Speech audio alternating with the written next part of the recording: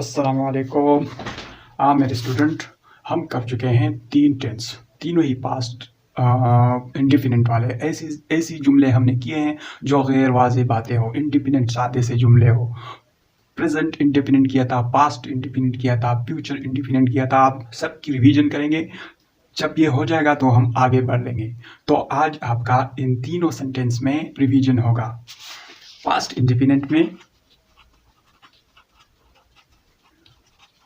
Indefinite में आपको याद होना चाहिए, ये याद रखना चाहिए उस सेंटेंस, उस लम्हे का हेल्पिंग वर्ब क्या है। तब आप कुछ भी कर सकते हैं, कोई भी जुमला बना सकते हैं। तो आपको याद होना चाहिए कि एस और ई एस हमारा हेल्पिंग वर्ब है, और साथ में ये भी नहीं भूलना चाहिए कि सिंगुलर नाउन के साथ जस्ट होगा ई एस। जैसे हम बनाते हैं कुछ जुमले, वो पानी पीता है, तो क्या होगा?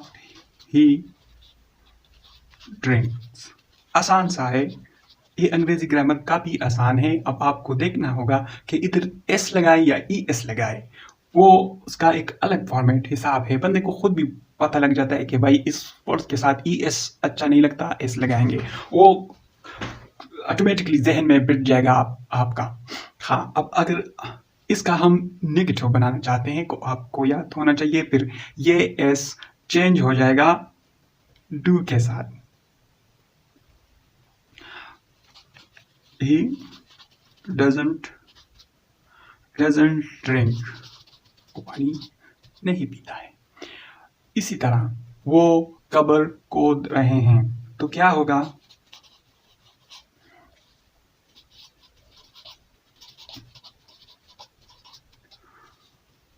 अब ये प्लूरल है, तो इसलिए हमने सीधी सादी आगे जुमला बना दिया। अब इसका अगर हम बनाना चाहते हैं तो क्या करेंगे? सिंपली, क्योंकि ये सिंगुलर नाउन है तो हम सिंपली इसको याद रखेंगे, भूलेंगे नहीं। सिर्फ हेल्पिंग वर्ब की तो बात है जो हमें मदद देता है, तो आपको रट्टा लगाना पड़ेगा।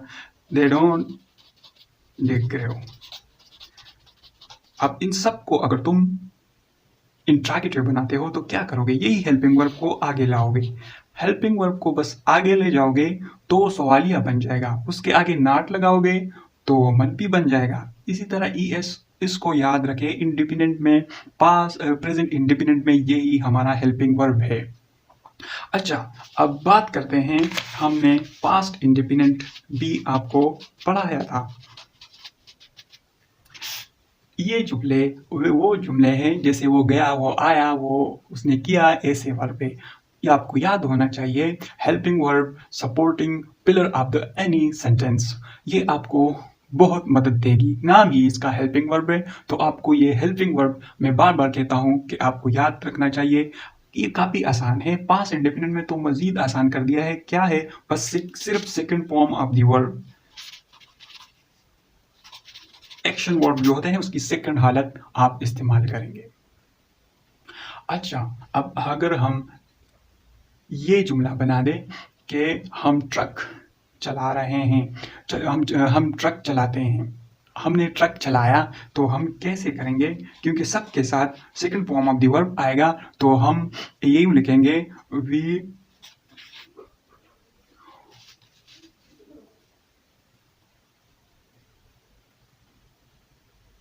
वी ड्रो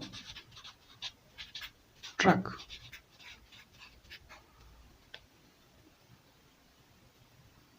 इसी तरह अगर ये ही जुमले हम पास्ट में करेंगे तो हमको क्या करना पड़ेगा? क्योंकि पास्ट में सबके साथ सेकंड फॉर्म इस्तेमाल होता है, तो हमारा एक्शन वर्ब ये है, तो हम इधर लिखेंगे उसने पिया, तो हम क्या करेंगे? ही ड्रंक।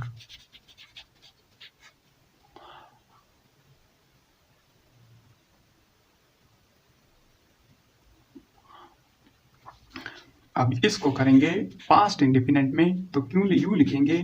क्योंकि सबके साथ second form of the verb आएगा, तो हम क्या लिखेंगे? हम लिखेंगे दे डग ग्रेव, डिग डग डग। अब इन्हीं जुमलों को आपने नेगेटिव में चेंज करनी है, तो क्या करना पड़ेगा आपको? आपको यूं लिखना पड़ेगा, फिर डू जो करना है उसको second form of the verb में लाके उस बाकी को अपनी असली हालत में रखोगे। अब इधर डिड आएगा, we did not drive, drove का फिर ड्राइव आएगा, हमने ट्रक नहीं चलाया। अब ऐसे कैसे लिखोगे, क्या हमने ट्रक चलाया, तो डिड को सेंटेंस के शुरू में लाओगे, डिड वी ड्राइव ट्रक।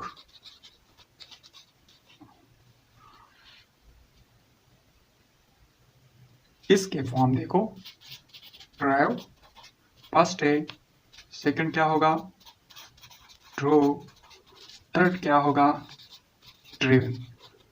ये आप अगर अंग्रेजी के साथ दिलचस्पी रखते हैं तो आपको ये खुद बहुत समझ में आ जाएगी। आपको याद रखना हो पड़ेगा कि प्रेजेंट इंडिपेंडेंट में एस या ई एस सिंगुलर नाउन के साथ पास्ट इंडिपेंडेंट में second form of the verb, और जब इसको नेगेटिव इंट्रोगेटिव में करेंगे तो प्रेजेंट से ई एस का खात्मा होगा, डू के साथ लगेगा, और जब हम पास्ट में ऐसी कही हुई बात जो गुजरी हो तो सेकंड फॉर्म को हम डिड पे लाएंगे जो डू का second form of the verb है। ये गोटा लगाना पड़ेगा, ये हेल्पिंग वर्ब आपको काफ़ी मदद देगी इंग्लिश ग्रामर सीखने में। अच्छा, हमने किया था फ्यूचर इंडेफिनिट भी, उसके जुमलों में क्या गा आगे की, वही जुमले हम इधर लिखते हैं ताकि आपको आसानी हो। वो पिएगा।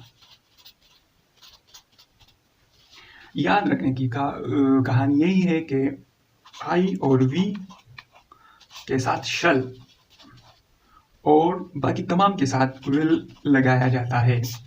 अगर आप सिंपल विल का ही इस्तेमाल करोगे तो आपकी सेंटेंस दूसरे आदमी को अच्छी तरह समझ में आ जाएगी। अच्छा, वो पिएगा, he will drink, सीधी सी है। अगर इसकी इंट्रागेटिव बनाते हो तो क्या है हेल्पिंग वर्ब, सबसे पहले आपको हेल्पिंग वर्ब को टारगेट करना चाहिए। तो इसका हेल्पिंग वर्ब चूंकि ये है तो हम यूं लिखेंगे he will not। अगर हम सवालिया बनाना चाहते हैं तो will ही।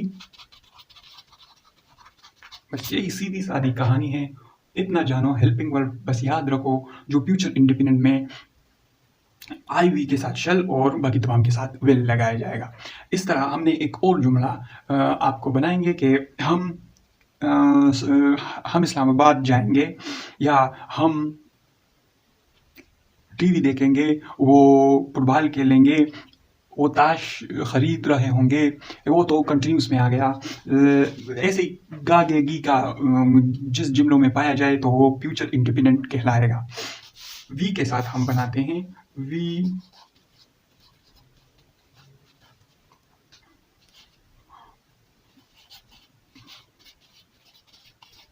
हम जू जाएंगे, जू नहीं मालूम, जू जिधर बंदर बंदर वगैरह होते हैं। अच्छा, नाट लगाओगे तो इंट्रागेटिव, इसको शुरू में लाओगे तो सवालिया।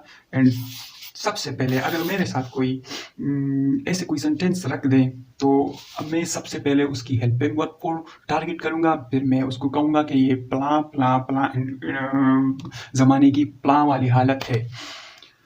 वीडियो को लाइक करें, कमेंट करें, अपने दोस्तों के साथ इसको शेयर करें।